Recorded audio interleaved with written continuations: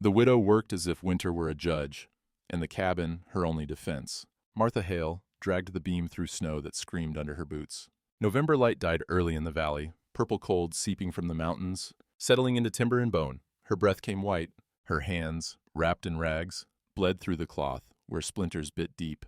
The cabin frame stood skeletal against the coming dark. No walls yet, just posts and cross beams, a roof half shingled, and an empty doorway that framed nothing but wind. She stopped, set the beam down. Her left shoulder had gone numb an hour ago. The scars on her face caught the last sunlight, mottled pink and white, running from her cheekbone to her collarbone like a map of ruined country.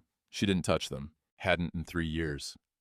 She stared at the empty doorframe, whispered, "No one's coming," then lifted the beam again. The wagon came at noon. Martha heard it before she saw it. Wheels grinding over frozen ruts, the low complaint of wood under weight. She was up on the frame, nailing shingles with hands that had forgotten softness.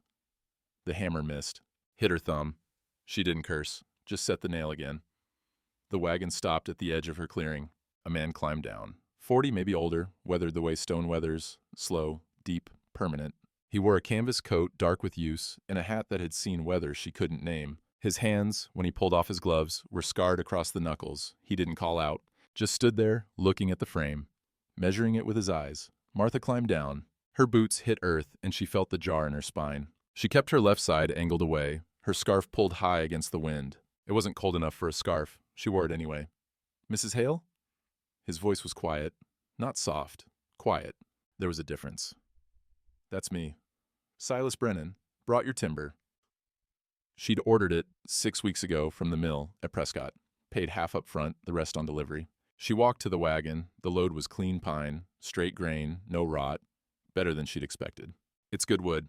"It is." She counted the boards, all there. She pulled a small leather purse from her coat pocket, counted out bills, careful, exact, handed them to him. He took them without counting, folded them once and put them in his shirt pocket. "Much obliged," he said. He should have left then. That's how it worked. Delivery, payment, gone. He didn't leave.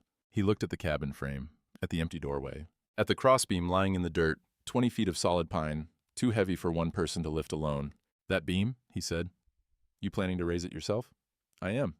Takes two. I'll manage." He looked at her then, not at her scarf or the way she angled her face, at her eyes. "Didn't say you couldn't, said it takes two." Martha's jaw tightened. 3 years she'd been hearing men tell her what she couldn't do. But his tone wasn't that. It was something else. Practical, like saying rain falls down. "I didn't ask for help." "No, ma'am. But that beam needs lifting, and I'm here." The wind picked up. It carried the smell of pine sap and distance, cold air that had traveled over mountains to get here. Martha studied him. His face gave nothing away. Not pity, not judgment, just patience. "Why?" she asked. "Why what?" "Why help? You don't know me." "You paid for timber. I brought timber. You need it set, I can help set it. That's the job." Something in her chest loosened. Not much. A notch. All right," she said. They walked to the beam together. He positioned himself at one end, she at the other. On his count, they lifted. The weight was immediate and holy, a thing that demanded respect or it would break you. They carried it to the frame, slow, synchronized. Her shoulder burned. She ignored it. "Easy now," he said. They raised it vertical, slid it into the notch she'd cut in the post. It settled with a sound like a door closing. Solid. True. Their hands were on the wood, inches apart. She could see the white half-moons of his fingernails. Dirt underneath. Honest dirt. She pulled back first. "Obliged," she said. He nodded, stepped away, started toward his wagon, then stopped, turned. "Mrs. Hale." "Yes?" "You see my face?" She blinked. "I do." "Most men don't come back," you said. Her throat closed. She hadn't said that, hadn't said it out loud. But she'd thought it so loud, it might as well have been spoken. "I see someone who hauls timber in November," Silas said. His voice was level, factual. "That's more honest than most prayers." He tipped his hat, climbed into the wagon, flicked the reins. "I'll bring the rest Thursday," he called back. The wagon rolled away. Martha stood in the clearing, one hand still on the crossbeam. The wood was warm where his hand had been. She didn't understand. He'd seen her face. The scarf had slipped when they lifted. He'd looked right at her. The scars were there, obvious and permanent, the left side of her face like melted wax, the skin tight and shining and wrong. He'd looked. And he'd said timber and prayers. Not poor thing. Not what happened. Not the hollow sympathy that felt like accusation. Timber, Prayers. Prayers. She touched her scarred cheek. The skin was numb there, had been since the fire, but underneath something older stirred. Something that remembered what it felt like to be seen and not pitied. Above her, the crossbeam held. The frame was stronger now. She could finish the roof before snow. Thursday, he'd said. She looked at the door frame, still empty, still open to the wind. But now it held a beam that two people had lifted together. Martha picked up her hammer, climbed back to the roof. Her hands were steadier than they'd been in months. The light was dying, but she had time for 3 more shingles before dark. Thursday came cold. Martha woke in the tent she'd pitched behind the frame. Canvas walls that breathed frost, blankets that held no heat past dawn. Her fingers were stiff. She worked them open and closed until the blood came back, then crawled out into gray light. The frame stood waiting. She'd finished the roof. Now came walls. She built a fire in the clearing, small and mean, boiled coffee in a dented pot. The smell was bitter and good, the only luxury she allowed herself. She drank it standing, watching the road. He'd said Thursday. Men said things, but the wagon came. Same grinding wheels, same dark coat. Silas climbed down with that same unhurried certainty, like time was a thing he'd made peace with. He nodded to her. She nodded back. Morning. Morning. He walked to the wagon bed, started unloading planks. Martha set her cup down and joined him. They worked in silence, lifting, carrying, stacking. The wood was cold enough to burn bare skin. She'd learned to let it. When the wagon was empty, Silas looked at the frame, at the work she'd done since Tuesday. Roof's solid, he said. It'll hold. More than hold. That's good work. Martha felt something strange, a flicker of warmth that wasn't from the fire. Pride, maybe. Or the ghost of it. She'd forgotten what that felt like. I got coffee, she said. If you want. Silas glanced at the pot by the fire. Black? Only kind I make. That'll do. She poured him a cup in her spare tin. He took it with both hands, let the heat soak into his palms. They stood by the fire, not talking, just breathing steam in silence. A crow called from the pines. The fire popped. Somewhere distant, an axe fell on wood. Someone else's labor, someone else's winter. You got an eye for grain, Silas said finally.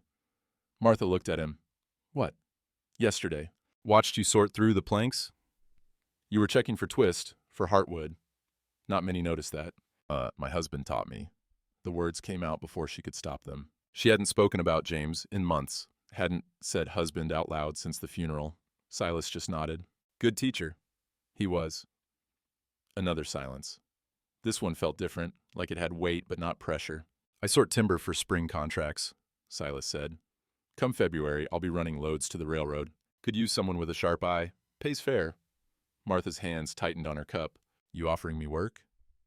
If you're interested. Why? Told you. You got the eye for it. Hard to find. She studied his face, looking for pity, for charity wearing a work shirt. But his expression was steady.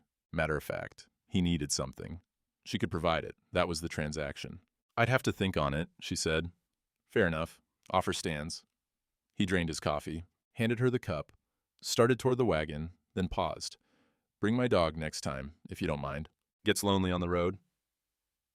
Martha blinked. Your dog? Old hound. Useless for everything but company, but he's good at that. Something in her chest cracked. Just a hairline, but she felt it. I don't mind, she said. Silas smiled. It was small, barely a shift in his mouth, but it changed his whole face. Made him look younger, less carved by weather. Thursday then, he said. He climbed into the wagon. The wheels started their grinding song. Martha stood by the fire, holding 2 empty cups, and watched him go. The next days passed in labor. She framed the walls, plank by plank.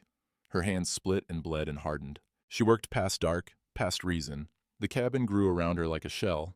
Tuesday afternoon, a wagon rattled up the road. Not Silas. Mrs. Hadley, the miller's wife. Sharp-eyed and sharper-tongued. Her daughter sat beside her, maybe 16, blonde and clean in ways that hurt to look at. Mrs. Hadley pulled the horses up 20 feet from Martha's fire. Didn't climb down. Mrs. Hale. Mrs. Hadley. The woman's gaze traveled over the frame, the tent, the scattered tools, landed on Martha's face. The scarf had slipped again. Martha didn't fix it. Heard you had help the other day. I did. Silas Brennan. That's right. Mrs. Hadley's mouth thinned. You ought to be careful. People talk. I'll let them. A widow, alone, man coming around. It don't look proper. Martha set down the plank she was holding, straightened, looked Mrs. Hadley full in the face, scars and all. He brought timber I paid for. He's bringing more Thursday. That's business, not scandal. Still, Mrs. Hadley sniffed. Decent women don't what? Build their own homes. Pay their own way. Or is it the scars, Mrs. Hadley? Maybe decent women burn prettier. The words came out cold and sharp. Martha hadn't known they were in her until she spoke them. Mrs. Hadley's face went red. She jerked the reins. Come along, Sarah. The wagon rolled away fast, wheels spitting gravel. Martha stood in the clearing, shaking, not from fear, from rage. 3 years of swallowed shame rising like bile. She went back to work. Nailed planks until her hands bled through the rags. Didn't stop until the light died. Thursday came with frost on the grass. Silas arrived at noon. This time, a rangy hound sat on the wagon seat beside him. Gray muzzle, drooping ears, eyes like dark honey. This is Rufus, Silas said. The dog climbed down, stiff-legged, sniffed Martha's boots, then sat on her foot and leaned his full weight against her shin. He likes you, Silas said. Martha looked down at the hound. His tail thumped once, twice. She touched his head, rough fur, warm skull. He sighed. She couldn't remember the last time something living had chosen to be close to her. They worked through the afternoon. Rufus slept by the fire. When the light started to fail, Silas went to his wagon and pulled out a small tin lantern. Gets dark early now, he said. He walked to the door frame, the empty threshold, and set the lantern on the crossbeam they'd raised together. Struck a match. The wick caught. Yellow light bloomed. Martha stared. The flame flickered in the wind but didn't die. It turned the doorframe into something else, not empty, waiting. So you can work later, Silas said. If you want. He climbed into the wagon. Rufus jumped up beside him. See you next week, Mrs. Hale. Martha, she said. He looked back. You can call me Martha. Silas nodded slow. Martha, then. I'm Silas. The wagon rolled away. The lantern burned. Martha walked to the doorframe, touched the wood, looked through at the valley beyond. Hills going purple, stars starting to show. The light from the lantern made her shadow long, made the frame look less like bones and more like a promise. She picked up her hammer. There was still an hour of work left in the day. Behind her, the lantern kept burning. The rider came on a sorrel mare. Mid-morning, when the sun was high enough to cast short shadows, Martha was hauling water from the creek, 2 buckets on a yoke across her shoulders. She heard hooves on frozen ground and looked up. A man in a brown suit, store-bought and pressed, clean-shaven, younger than Silas by a decade, maybe more. He sat the horse like someone who'd learned to ride for appearance, not necessity. She knew him before he spoke. Everett Hale, James's younger brother. He reined up at the edge of the clearing, took off his hat. His smile was wide and empty. Martha, been meaning to ride out. She set the buckets down, straightened. Everett, place is coming along. He gestured at the cabin. 3 walls up now, 1 to go. Didn't think you'd get this far. I did. So I see. He dismounted, looped the reins over a branch, walked toward her with his hands in his pockets, easy and casual. Must be hard, all this work, alone. I manage. Course you do. You always were stubborn. He said it like a compliment that wasn't. But winter's coming, hard winter from what I hear. You sure you want to be out here by yourself? Martha's jaw tightened. I'm sure. Everett looked at the cabin again, walked around it slow, inspecting. His boots were too clean for this country. They hadn't seen real work. I've been thinking, he said, about this land. About you. Family ought to look after family, don't you think? We're not family anymore. Now, Martha, James was my brother. That makes you a widow. That's all it makes me. Everett's smile thinned. He stopped walking, turned to face her. I want to buy the land. There it was, the thing he'd ridden out to say. It's not for sale. Hear me out. You're working yourself to death out here. For what? A cabin you'll freeze in? Land you can't farm alone? I'll pay fair. More than fair. You could go back east, start over, find a... He paused. His eyes flicked to her scarf, to the edge of scar visible at her collar. Find a new life. Martha felt something cold settle in her stomach. I have a life. Do you? His voice softened, became almost kind. That was worse. Martha, look at yourself. You're 34 years old. Living in a tent. No husband. No prospects. This land. He gestured. James died for this land. Died trying to save the deed papers from the fire. The words hit like a fist. You think I don't know that? I think you've been punishing yourself for 3 years. And I think, he stepped closer. I think you should have stopped him before he went back inside. Martha's hands curled into fists. I tried. Did you? Because James always did what you asked. If you'd really tried. I pulled him out. Her voice was flat, dead. The roof was coming down. I went in, and I pulled him out. He died 2 days later. And your mother blamed me at the funeral. Your sister wouldn't look at me, so don't stand here and tell me I didn't try. Everett held up his hands. I'm not blaming you. I'm just saying what's done is done. The land can't bring him back. But selling it? That could give you a future. The land is my future? Is it? He looked at the cabin, at the tent, at her scarred face. Or is it just a slow way to die? Martha opened her mouth to answer. Mrs. Hale. Silas's voice, quiet, steady. He was standing at the tree line, holding an armful of cut poles. Rufus sat at his heels. Martha didn't know how long he'd been there, didn't know how much he'd heard. Everett turned, sized Silas up, canvas coat, work gloves, weathered face, dismissed him in a glance. Can I help you? Everett asked. Just bringing supplies for the cabin. I see. Everett's smile returned. You're the timberman, Brennan, right? That's right. Awful generous. Bringing supplies, helping a widow. His tone made the word helping sound like something dirty. Silas set the poles down careful. She's a customer. I keep my contracts. I'm sure you do. Everett looked between them. Well, I'll leave you to your work. He turned back to Martha. Think about my offer. It's good until the end of the month. After that, he shrugged. Winter makes decisions for us. He mounted the sorrel, tipped his hat, rode off without looking back. Martha stood in the clearing, shaking, not from cold. Silas walked over, stopped a few feet away, didn't touch her, just waited.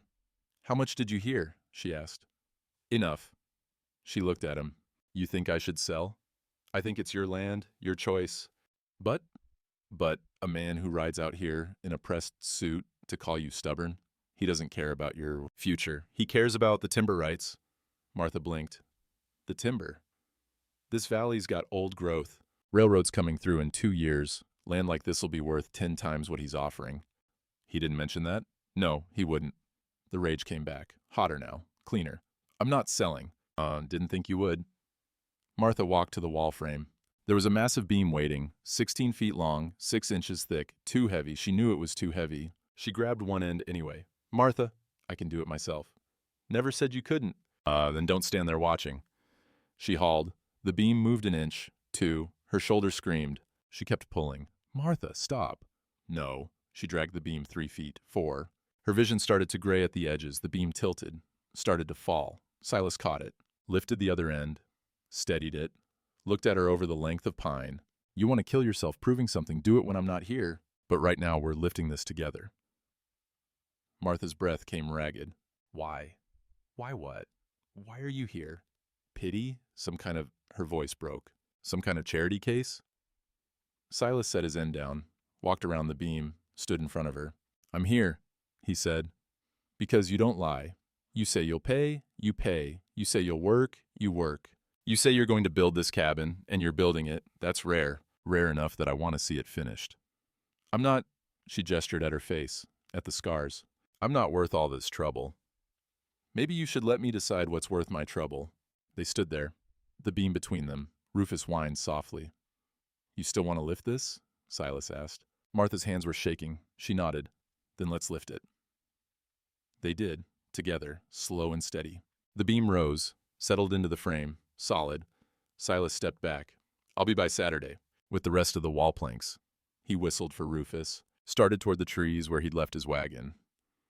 Silas. He turned. Thank you. He nodded once. Disappeared into the timber. That night, Martha sat alone by the fire.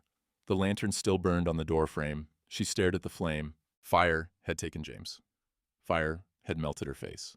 Fire had turned her into something people looked away from. But fire also gave light, gave warmth, kept you alive through winter. She touched her scarred cheek. The skin was numb there, had been since the burning. But underneath, in the part of her that still felt, something was beginning to thaw. And thawing hurt worse than freezing ever had. Saturday came with rain. Not the clean rain of a spring, but November's cold drizzle, gray and mean. The kind that soaked through wool and settled in your bones. Martha worked anyway. The last wall was going up. She couldn't stop now. Silas arrived at midday with the planks. Rufus stayed in the wagon, curled against the cold. They carried boards through mud, through rain, that turned the clearing into something like grief made visible. By afternoon, 3/4 of the wall stood. Martha's hands were raw. Her scarf was soaked through, heavy against her neck. Water dripped from its edge like slow blood. They took shelter under the cabin's new roof, sat on stacked lumber. The rain drummed overhead, steady, relentless. Martha's breath came visible in the cold. Silas pulled out a flask, took a drink, offered it to her. She shook her head. Suit yourself? He capped it. Put it away. Silence. Just rain and breathing. Then Silas spoke. Quiet, direct. What happened to your face? Martha went still. 3 years. 3 years, and no one had asked her straight. They'd whispered, stared, looked away, but no one had asked. She could lie, could say it was an accident, a lantern, a stove. But he'd said he was here because she didn't lie. Fire, she said. 3 years ago. Silas nodded, waited. The words came slow, like pulling nails from old wood. James and I, my husband, we had a cabin, smaller than this. Up north, near Flagstaff. Good land. We were making it work. She looked at her hands, at the scars on her palms that matched the ones on her face. February, cold night. I was making stew. James was at the desk, working on the deed papers. He'd been organizing them. Birth certificates, land claims, everything that proved we existed. The rain fell harder. I don't know how it started. The lantern, maybe, or sparks from the stove. But the curtain caught. Then the wall, it went so fast. Her voice was flat, dead. James ran for the papers. I screamed at him to leave them. He wouldn't. He went back to the desk. She closed her eyes. The roof started coming down, beams falling. I went in after him, found him under burning wood, tried to pull him out. That's when she touched her face. Something fell. I don't remember. Just heat. And then we were outside. Both of us. And he was still breathing. He died? Silas asked. 2 days later. Burns were too deep. She swallowed. He just went quiet at the end. Silas was silent. The rain filled the space between them. His family blamed me, Martha continued. At the funeral, his mother said, I should have stopped him, should have held him back. His brother, Everett, said I let James die for paper. She looked at Silas. Maybe they're right. They're not. You don't know that. I know you went into a burning house. How many wouldn't have gone in at all? Martha shook her head. It doesn't matter. I couldn't save him. You tried. Trying doesn't bring him back. Silas leaned forward, elbows on his knees. So you came here. To this land. James's land. The deed was in the papers he died for. This was supposed to be our future. She gestured at the cabin. So I'm building it, before winter. Her voice cracked. Before I lose it too. That's not why you're building. And she looked at him sharp. What? You're not building to survive winter. You're building to punish yourself. The words hit like a fist. I watched you work, Silas said. Hauling timber you could drag in 2 trips. Working past dark when you can't see straight. Bleeding through your gloves and not stopping. That's not survival. That's penance. Martha's throat closed. Because he was right. He was right, and she'd never said it out loud, not even to herself. I should have stopped him, she whispered. Maybe, maybe not. But Martha, he waited until she looked at him. You pulled him out of a burning house. The roof was coming down and you went in anyway. You think that's something to punish yourself for? I failed. You survived. And you didn't quit. That's harder than dying. The rain kept falling. Martha's hands shook. Look at me, she said. Her voice was raw. Look at my face. I'm not... The words stuck. She forced them out. I'm not pretty. Silas didn't flinch, didn't look away. That's fine, he said. I need honest, not fancy. The scarf was soaked, heavy. Martha reached up, slow, deliberate, and pulled it down. The scars were fully visible now, left side of her face, mottled and tight, down her neck. Disappearing under her collar, Silas looked. Really looked. Not at the scars like they were all of her, but at her eyes, at the jaw set hard against breaking. You're still standing, he said. That's more honest than most prayers. Something in Martha cracked, not broke, cracked, like ice over running water. Her eyes burned. She turned away, but not fast enough. A tear fell. Then another. She hadn't cried since the funeral, hadn't let herself. Silas pulled his canteen from his belt, handed it to her. Drink. She took it. Her hands shook so hard she almost dropped it. The water was cold and clean. It hurt going down. When she handed it back, her voice was barely there. Why are you being kind to me? I'm not being kind. I'm being honest. What's the difference? Kindness is what you give someone who's weak. Honesty is what you give someone strong enough to hear it. Martha looked at him, at this man who'd showed up with timber and stayed to build walls, who'd heard her story and didn't offer pity, just truth. I don't feel strong, she said. You went into fire. You're building a cabin with your bare hands in November. You told Everett Hale to go to hell. Silas's mouth twitched, almost a smile. You're strong enough. The rain softened, not stopped, just gentled. Martha pulled the scarf back up, but slower this time, like it weighed less than it had before. We should finish the wall, she said. We should. They stood, went back out into the rain, lifted planks, nailed them true, and when the light started to fail, the wall was finished. 4 sides, a roof, a door frame waiting for its door. Not a cabin yet, but close. Martha stood in the doorway, the threshold she'd built, and looked out at the gray valley, at the rain falling soft now, washing the earth clean. Silas came to stand beside her. Didn't say anything, just stood there, witness and friend. Thank you, Martha said. For what? For asking, he nodded, whistled for Rufus. As the wagon rolled away, Martha touched her face. The scars were still there, still numb, still visible. But for the first time in 3 years, they felt like something other than shame. They felt like proof she'd survived. The cabin was 3 days from finished when they came. Martha was hanging the door. Real wood, plain smooth, with iron hinges Silas had brought from town. It swung on its pins, heavy and true. She was testing the latch when she heard the horses, 4 riders. Everett in front on his sorrel, hat pulled low. Behind him, 3 men Martha knew by reputation in Sunday clothes. Preacher Abel Whitmore, tall and gray, with a Bible always tucked under his arm. Silas was working on the roof, replacing a split shingle. He stopped, climbed down slow, stood beside Martha without a word. Rufus growled low. Silas touched his head. The dog went quiet but stayed close. Everett dismounted. The 3 men followed. They formed a line at the edge of the clearing, a tribunal in wool coats and judgment. Martha, Everett said. No greeting, just her name like an accusation. Everett, I brought witnesses. He gestured to the men. Preacher Abel, Deacon Harrows, Elder Morrison. They wanted to see for themselves. See what? The situation here. The word hung like smoke. Situation. Preacher Abel stepped forward. He was 60, maybe older, soft-spoken in church, but his eyes now were hard as creek stone. Mrs. Hale, he said, there's been talk. There's always talk. Not like this. He glanced at Silas, at the cabin, at the tools scattered in the clearing. A widow, living alone, a man visiting, helping with, he paused, with intimate labors. Martha's stomach dropped. Intimate? Building a home, the deacon said. His voice was thin and reedy. Sharing meals, working past dark. People have seen. People have seen me building my cabin. They've seen more than that, Everett said. His voice was smooth, concerned. Martha, I know you've been through hardship. I know you're struggling. But this appearance of impropriety, there is no impropriety. Mrs. Hadley saw you, Elder Morrison said. Saw him here, unchaperoned. Saw you. He looked at her scarf, at the cabin. Saw you living in shameful proximity. Silas spoke then, quiet but firm. I deliver timber. I help a customer with construction. That's commerce, not sin. Everett's smile was cold. Is it? Because it looks like more than that to us. Then your eyes are faulty. Oh, and my eyes, Everett said, see a woman who let my brother die, who took his land, who now lives here in isolation, entertaining a man, he spat the word, a man who has no business being here.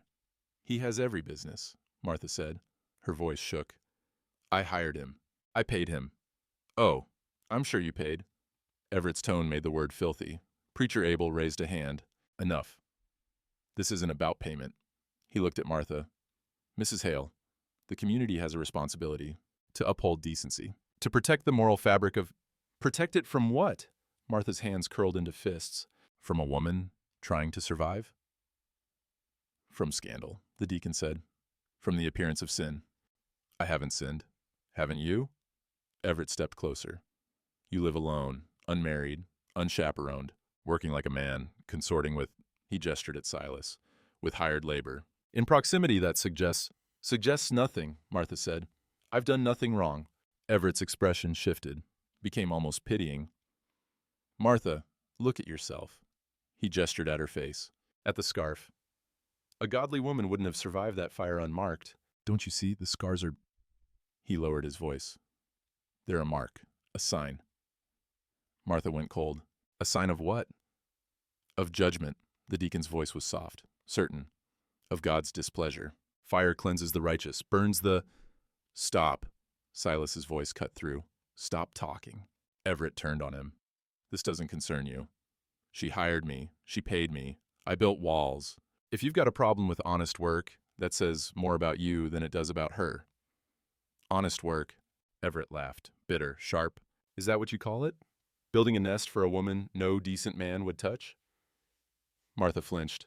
The words landed like stones. Silas took a step forward. Watch your mouth. Or what? You'll defend her honor? Everett's smile widened. What honor? She's a scarred widow, living in the woods. She let my brother die. And now she's... He looked at Martha. Now she's debasing herself with hired help. That's enough. Preacher Abel's voice was sharp, but not at Everett, at Silas. Mr. Brennan, you should leave. I'm not leaving. You're making this worse. I'm standing with someone who's done nothing wrong. The appearance matters, Elder Morrison said. Even if there's no actual sin, there's no sin at all, Martha said. Her voice cracked. Actual or apparent. I built this cabin. Me. He helped. That's all. Everett pulled a folded paper from his coat. The deed transfer, same one he'd brought before. Sign it. Martha, sell the land. Leave this place. Go somewhere you can start over. Somewhere people don't know. He gestured vaguely at her face. Don't know what you are. Oh, what I am? Damaged. He said it gently, like kindness. You're damaged, Martha. And damaged things don't heal. They just rot. The clearing went silent. Preacher Abel should have spoken. Should have said, that's not Christian charity. That's cruelty. Should have defended her. He said nothing. The deacon shifted his weight, looked away. Elder Morrison studied his boots, and their silence was louder than any accusation. Martha looked at them, at these men who spoke for God on Sundays, who preached mercy and love and redemption, who now stood in her clearing and called her scars a mark of judgment. You want me gone? She said, not a question. We want you safe, Preacher Abel said, but his eyes said different. They said, we want you quiet. We want you hidden. We want you to stop being a reminder that bad things happen to people who don't deserve them. I'm not signing. Everett's jaw tightened. Martha, get off my land. This is still Hale land, family land. It's my land. James gave it to me, and I'm not leaving. Even if it means exile? Everett asked. Because that's what this is. If you stay, if you continue this, he gestured between her and Silas, the church will have no choice. You'll be shunned. No one will trade with you. No one will help you. You'll starve out here. Martha looked at Preacher Abel. Is that true? The old man's face was stone. The community must protect itself. From what? From the appearance of sin. He turned to his horse. I'm sorry, Mrs. Hale, but you've made your choice. He mounted. The deacon and elder followed. Everett stayed a moment longer. Last chance, Martha. She said nothing. He climbed onto his sorrel, looked down at her scars, her cabin, her defiance.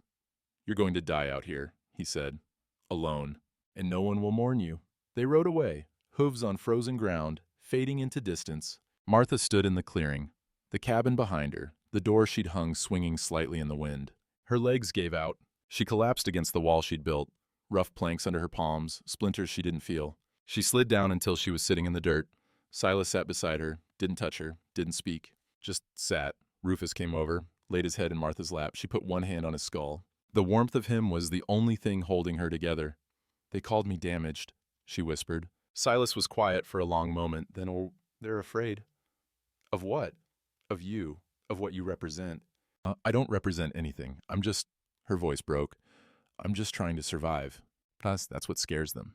You survived fire, you survived losing your husband, you survived their judgment, and you're still building, still standing. People like that, he gestured toward the road. They need you to fail, because if you don't, it means they're wrong about everything. Martha's eyes burned. I can't do this alone. You're not alone. They'll shun me, starve me out. Well, let them try. She looked at him. At this man who'd stayed when everyone else left. Why are you still here? Told you, you don't lie. That's not enough reason to... She gestured helplessly. To risk this, they'll talk about you too now. Say things. Let them. Silas, I'm not leaving. He said it like a fact, like gravity. You hear me? I'm not leaving. Martha's throat closed. The tears came then, hot and silent. She turned her face away, but he'd already seen. They sat in the dirt, against the cabin wall. The door hung open behind them. Above, the sky was gray, cold wind moving through the pines. Martha wiped her eyes with the back of her hand. The scars on her face were wet. She could feel that, at least, the tears tracking over numb skin. What do I do? She whispered. Silas was quiet. Then, you finish the cabin, you live in it, you prove them wrong. And if I can't? You will. He looked at her. You're still standing. That's more honest than most prayers. Third time he'd said it. Third time, and this time it felt different. Not like comfort, like covenant. Martha leaned her head back against the wall, closed her eyes, let the cold air dry the tears. When she opened them, the door was still there, swinging slightly, waiting. Help me up, she said. Silas stood, offered his hand. She took it, let him pull her to her feet. Her legs shook. She steadied herself against the wall. What are you doing? Silas asked. Finishing the cabin. Martha, you don't have to eat. Yes, she said. I do. She walked to the door, tested the hinges. They were solid. True. Behind her, Silas picked up his hammer. And together, in the cold afternoon light, they kept building. Night came. Silas left at dusk after they'd finished hanging the shutters. He didn't say much. Just looked at the cabin. Complete now, all four walls, roof solid, door hung true, and nodded once. It's strong, he said. It is. You did good work. We did. He called Rufus. The dog came reluctant, looking back at Martha like he didn't want to leave her alone. Silas climbed onto the wagon. I'll be by Monday, he said, with chimney stones. Martha nodded, watched him go. The wagon wheels ground away into darkness. Then she was alone. She stood in the clearing as the last light died. The cabin behind her, finished, waiting. But she couldn't go inside yet, couldn't step across that threshold and call it home. Not yet. She walked to the doorframe instead. The one she'd built first, the one that had been empty for so long. The lantern still burned there. Silas had refilled it that afternoon without asking. The flame cast long shadows. Her shadow stretched across the ground like something reaching. Martha sat in the doorway, half in, half out. The wood was cold under her. On the ground beside her, the deed transfer Everett had dropped when he rode off. She'd picked it up after they left, folded it, meant to burn it, but hadn't. She unfolded it now. Read it by lantern light. Transfer of property rights from Martha Ann Hale to Everett James Hale. Parcel 40 acres, Copper Basin, Arizona Territory, for sum of $200 for land worth 10 times that, for James's dream, for 3 years of blood and splinters and proving she could carry what shouldn't be carried. All she had to do was sign, walk away, go east, find some city where no one knew about fires or dead husbands or scars that marked you as damaged goods. Start over, as if you could start over, as if the past didn't follow you like a shadow at noon.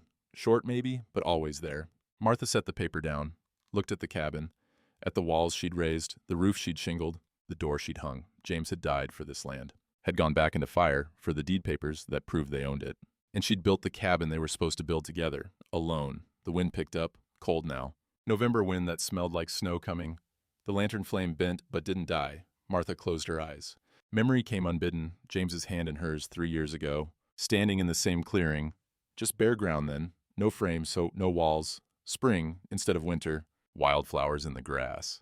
This is good land, Marty, he'd said, used her old name, the one nobody called her anymore. We can build something here, something that lasts. She'd believed him. They'd started marking where the walls would go, stakes in the ground, string between them. James had measured twice, careful and precise. He was like that. Everything exact, everything planned. We'll have it finished by fall, he'd said. But fall never came. Fire came instead. Martha opened her eyes. The memory hurt, not like a wound, like a healing wound. The ache of flesh knitting back together.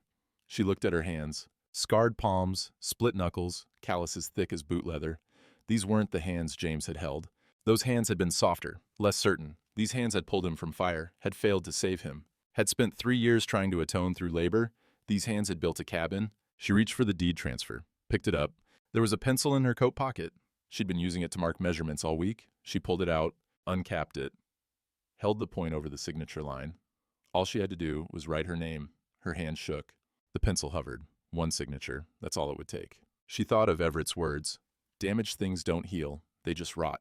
Thought of Preacher Abel's silence. Thought of Mrs. Hadley's disapproving stare.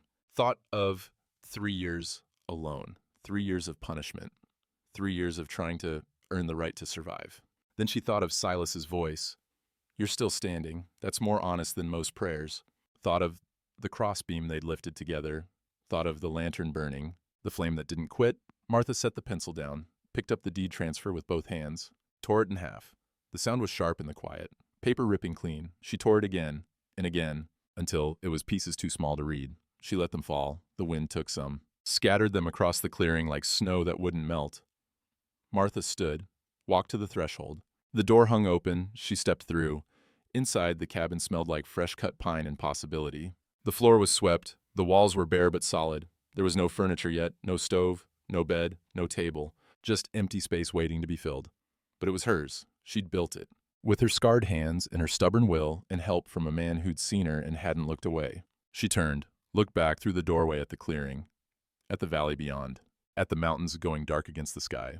The lantern still burned on the frame. She spoke then, whispered it to the empty cabin, to the walls that would hear her breathing through winter, to herself. I'm still standing. Not Silas's words anymore, hers now. She said it again, stronger. I'm still standing. The words echoed in the bare space, came back to her. True. Martha walked to the door, pushed it closed. The latch caught with a solid click.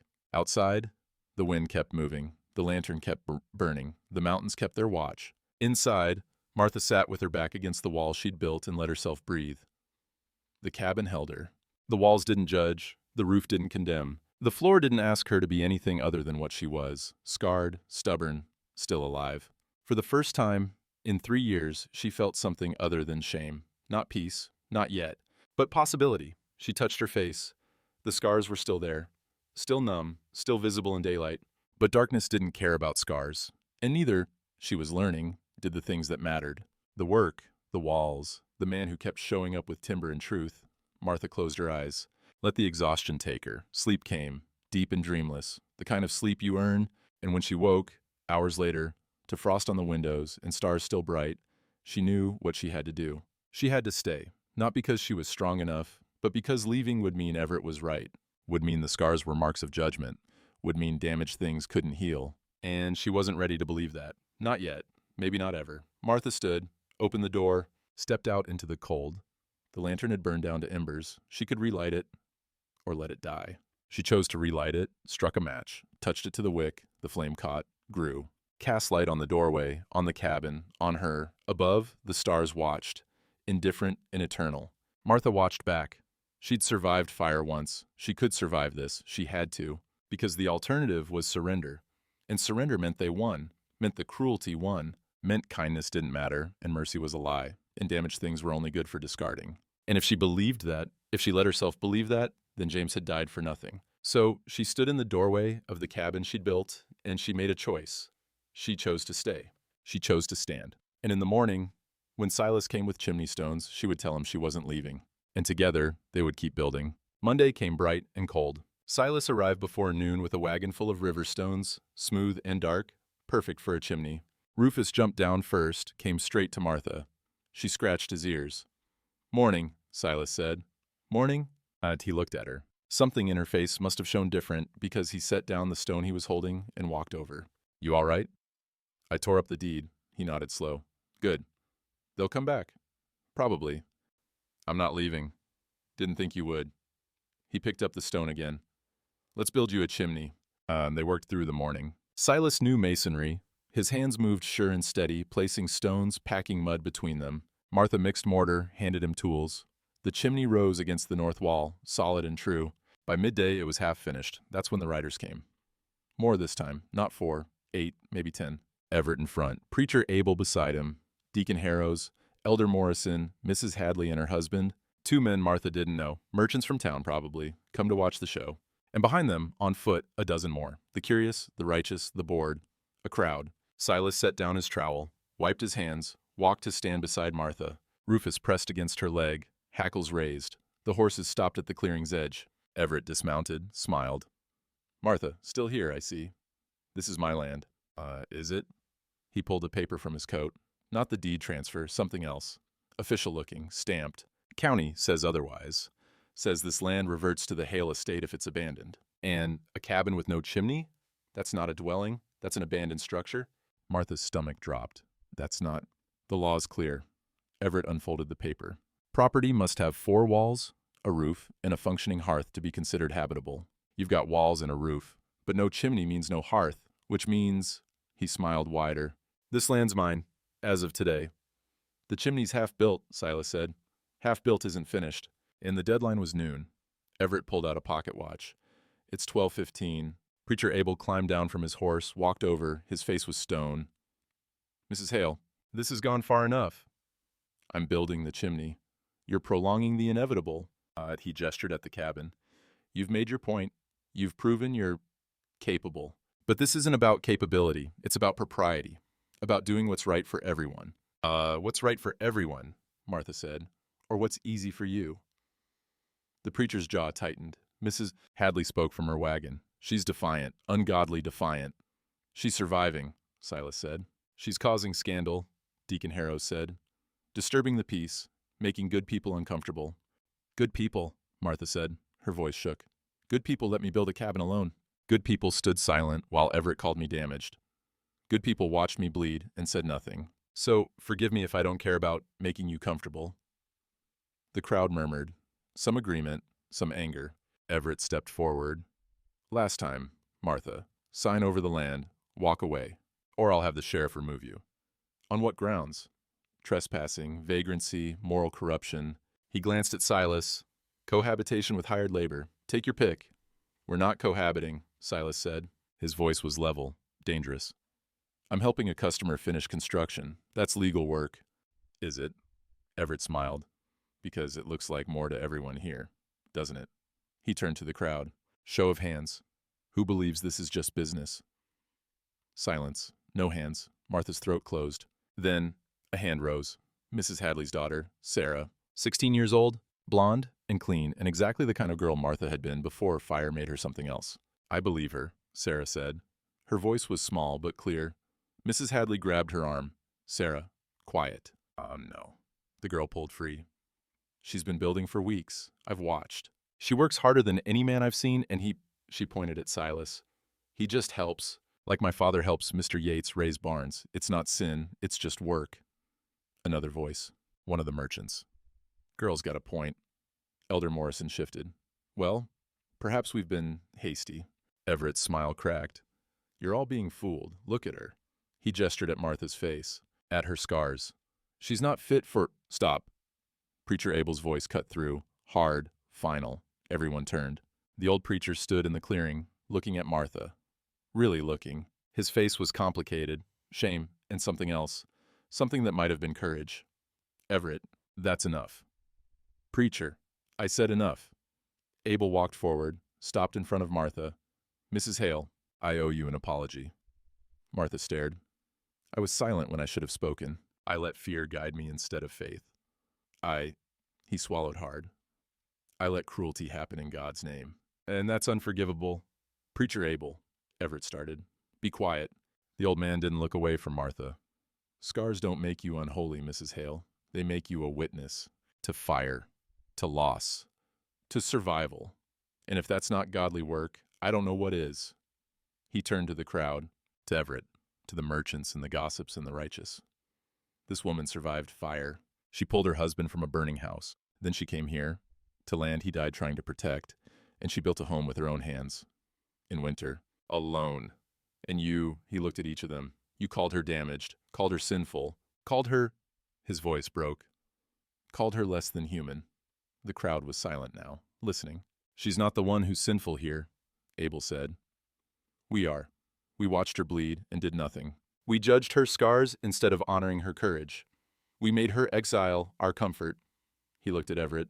And you tried to steal her land because she wouldn't quit. Because her survival made you look small. Everett's face went red. You don't know. I know enough. Abel turned back to Martha. You built this cabin. It has 4 walls. It has a roof. And by sundown, it'll have a chimney. That makes it a home. And that makes this land yours. Tears burned Martha's eyes. She blinked them back. Silas spoke then, quiet, firm. She went into fire, he said. She's building a life in winter. She told Everett Hale to go to hell. He looked at her. She's strong enough. I'm not— Martha's voice cracked. I'm not strong. You're still standing. 3rd time, final time. That's more honest than most prayers. She looked at him. At this man who'd stayed when the world left. Who'd lifted beams and told truth and lit lanterns in empty doorways. We both are, she whispered. Something in the crowd shifted. Martha felt it like weather changing. The anger loosened. The righteousness cracked. Sarah spoke again. I think she's brave. Brave, Mrs. Hadley said. But softer now, less certain. One of the merchants nodded. Takes grit, building alone. Elder Morrison cleared his throat. Perhaps we were premature in our judgment. Everett looked around, saw he'd lost. His face twisted. This isn't over. Yes, Abel said It is, you're making a mistake. No, I already made it. When I stayed silent Saturday, I won't make it again. Everett stared at Martha, at the cabin, at Silas standing beside her like a wall. Keep your frozen dirt, he spat. I hope it buries you. He mounted the sorrel, rode hard, didn't look back. The crowd began to disperse. Some lingered, Mrs. Hadley looking uncomfortable, the merchants nodding to Silas like equals. Sarah, who walked over and held out a cloth-wrapped bundle. Bread, the girl said. My mother made it. For the new house. Mrs. Hadley's face went red, but she didn't stop her daughter. Martha took the bread. Her hands shook. Thank you, she managed. Sarah smiled, walked back to the wagon. Preacher Abel came over last. I can help with the chimney, if you'll have me. Martha looked at him. At this man who'd failed her, then found his spine. I'll have you, she said. They worked through the afternoon, Silas, Martha, and Preacher Abel. 3 people placing stones, packing mud, building a chimney from river rock and second chances. By sunset it was finished. The chimney rose true. Martha built a fire, the first one. Real flames in a real hearth. The smoke rose clean through the stones, out into the cold air. Abel dusted off his hands. That's good work. It is, Martha said. He nodded, started to leave, paused. Mrs. Hale, I hope... He swallowed. I hope you can forgive an old man's cowardice. Already have, Martha said. He smiled, small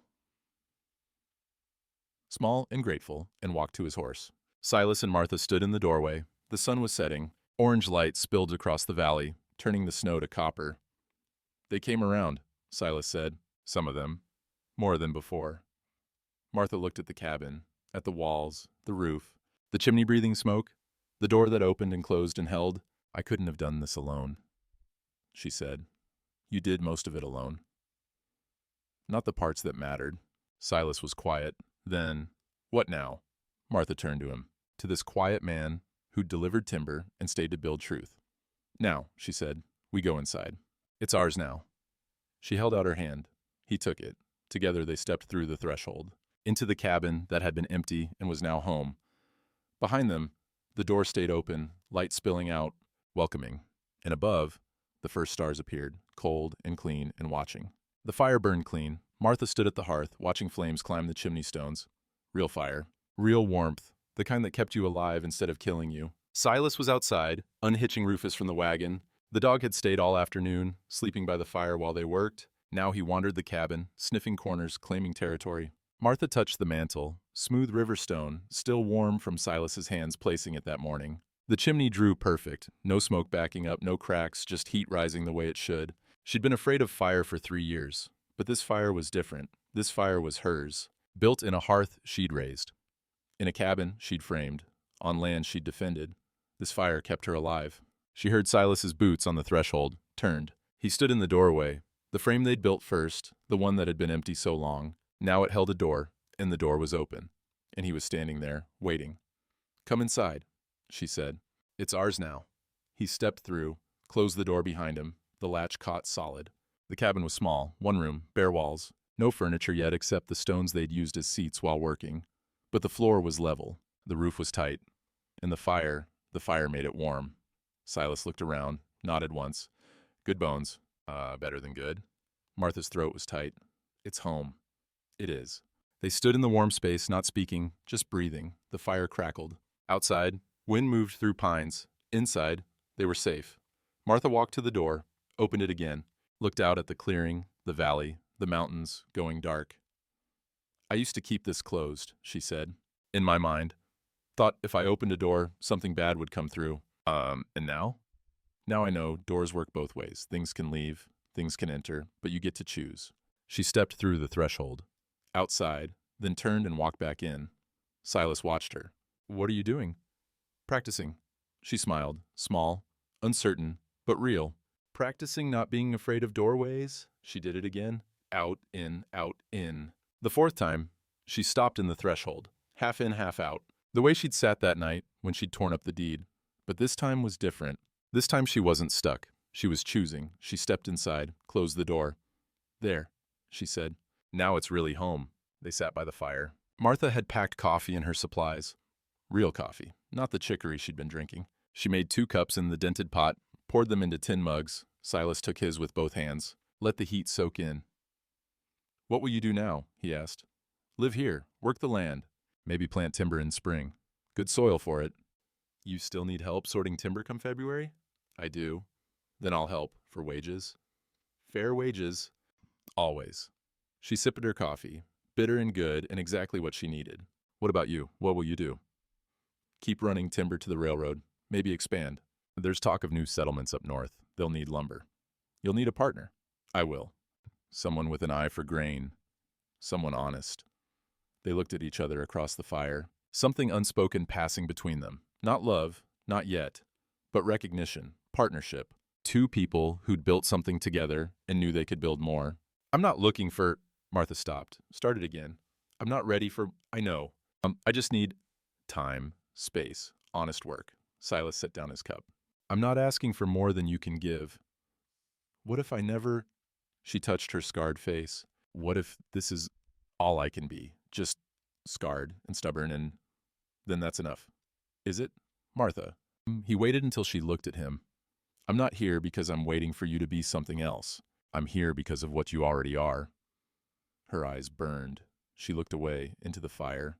Everett said damaged things just rot. Everett's a fool. Is he? Look at me. I am looking.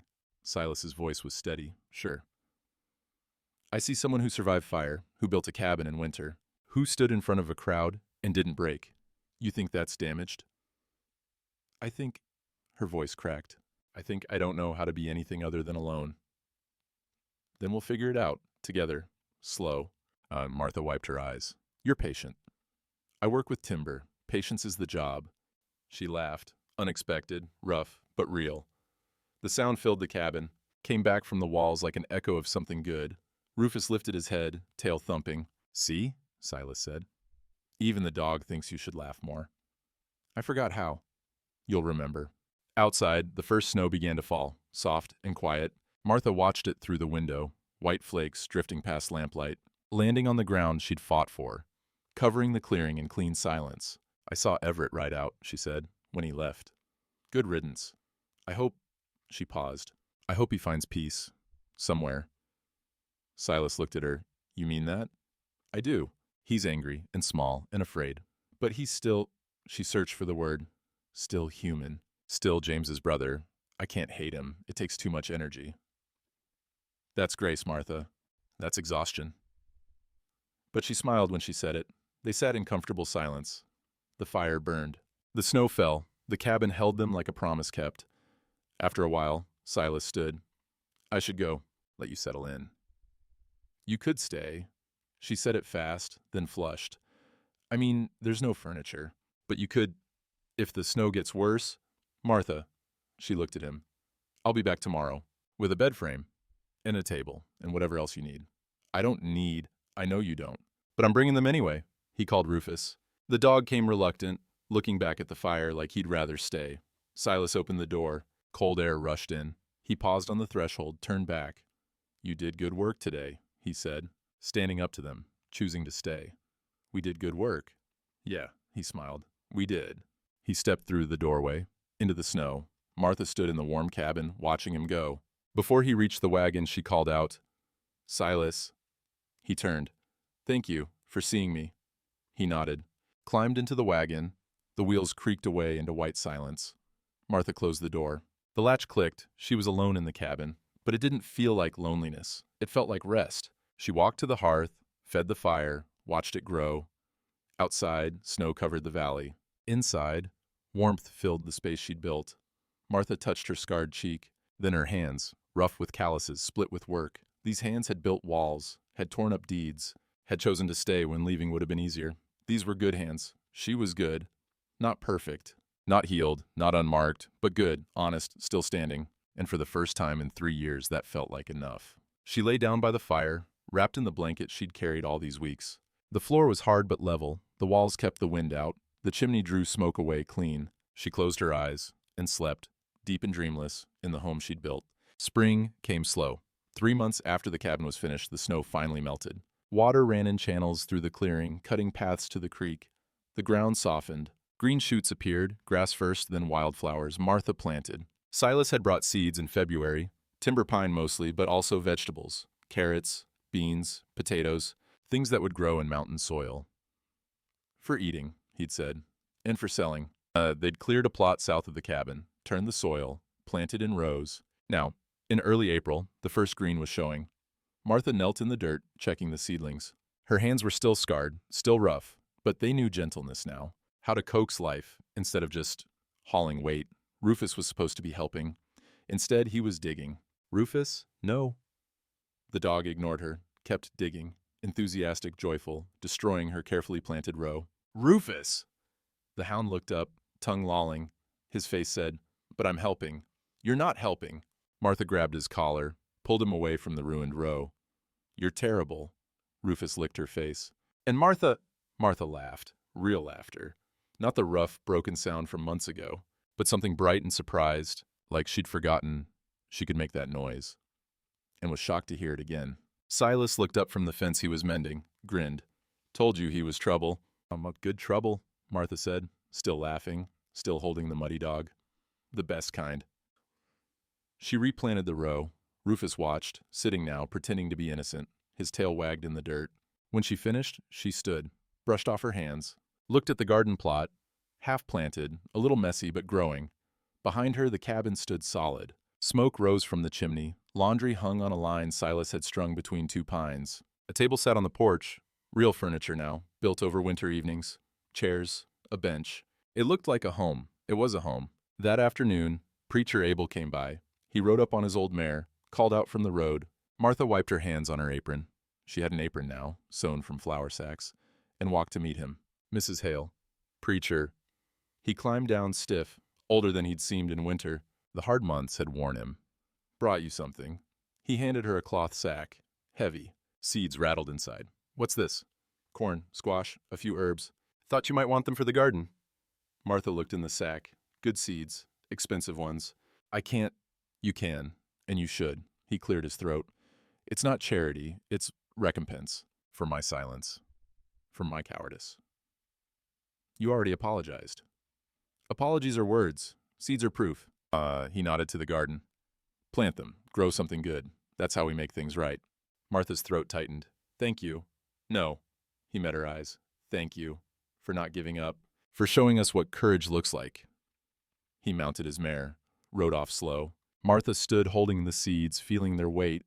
Proof, not words. Proof. Later that week, Mrs. Hadley came. Her wagon rattled up at noon. She didn't get down, just held out a jar through the window. Preserves. Strawberry, from the look of it. "For the cabin," Mrs. Hadley said. Stiff, formal. Martha took it. "Thank you." "It's—" The woman's face worked. "It's good work. What you've done. Building. Surviving. Sarah talks about you all the time now. Wants to be—" She swallowed. "Wants to be brave like you." Martha didn't know what to say to that. "Tell her—" She paused. "Tell her she already is, for speaking up that day." Mrs. Hadley nodded, flicked the reins. The wagon rolled away. Martha stood holding the jar. Strawberry preserves. Small kindness, not grand reconciliation.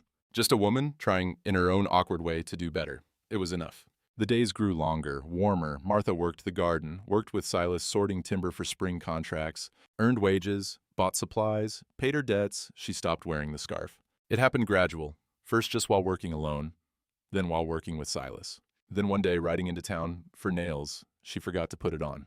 Walked through the general store barefaced. People stared. Some looked away, but some nodded. And one, the merchant who'd spoken up that day in the clearing, said, "Afternoon, Mrs. Hale." Just that. Like she was ordinary, like her scars were just scars. She bought the nails, rode home, realized halfway back that she'd forgotten to feel ashamed. The realization hit her so hard she had to stop the wagon and sit there, breathing. She'd forgotten to feel ashamed. Her scars were still there, still visible. But they'd stopped being the loudest thing about her. Now when people looked, they saw the cabin she'd built, the garden she tended, the work she did, the way she carried herself, straight-backed and sure. They saw Martha, not just her scars. And slowly, she was learning to see that too. Evening came soft. Martha sat on the porch, their porch now. Silas had started staying some nights, sleeping by the fire after late work. Not improper, not scandalous, just practical. Just two people building something together. He sat beside her now. They watched the sun drop behind the mountains, painting the valley gold and purple. The door was open behind them. Light spilled from inside, lantern on the table, fire in the hearth. Rufus slept at their feet, snoring. "I never thought I'd have this," Martha said. "What?" "A home. Someone who stays."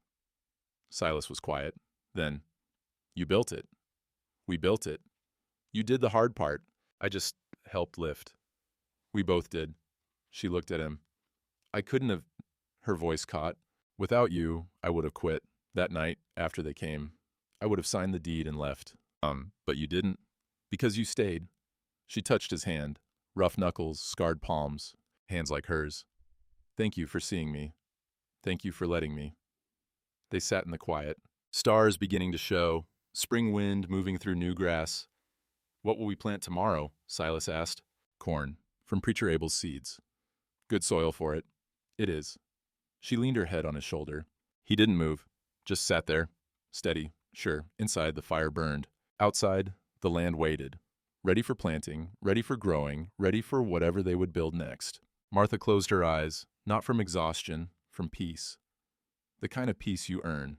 The kind that comes after fire in winter and choosing to stand when the world says lie down. The kind that whispers, "You're home now. You're safe. You're seen." And for the first time in years, maybe the first time ever, Martha believed it. She was home. She was safe. She was seen. And that was enough. More than enough. It was everything. Late May, evening. Martha stood alone in the cabin doorway, the threshold she'd built, the frame that had been empty and was now passage. Behind her, the fire burned low. Ahead, the valley stretched blue with dusk, stars beginning, mountains holding their watch. She touched the door frame, rough wood under her palm. The crossbeam they'd lifted together, Silas and her, that first day, when he'd stayed instead of leaving. She stepped through, outside, into the cool air. The garden was growing. Green rows, small and stubborn. Corn barely knee-high, beans climbing their poles, the earth giving back what she'd planted. The cabin stood behind her, solid walls, smoking chimney, light in the windows. Home. She walked to the edge of the clearing, looked out at the land James had died for, the land she'd bled for, the land she'd chosen to keep. A breeze moved through the pines, brought the smell of new growth and possibility. Martha touched her scarred cheek. The skin was still numb, still marked, still proof of fire, but also proof of survival, of going in when she could have stayed out, of pulling him free, of standing when she could have fallen, of building when she could have quit. She thought of James, of the man who'd measured stakes careful and precise, who'd said, "We'll build something that lasts." "I kept the land," she whispered to the valley, to his memory, to herself. "I kept my word." Then softer, "And I kept myself." Behind her, the cabin door opened. Silas stood in the frame, backlit, patient, waiting. She turned, looked at him through the threshold. Through the doorway that worked both ways, he didn't call out, didn't beckon, just stood there, witness and friend. Martha walked back, through the clearing, through the garden, through the doorway, inside, home. The door stayed open behind her, light spilling out, welcoming the night. And above the stars watched, cold and clean and infinite. She was still standing, and that was enough.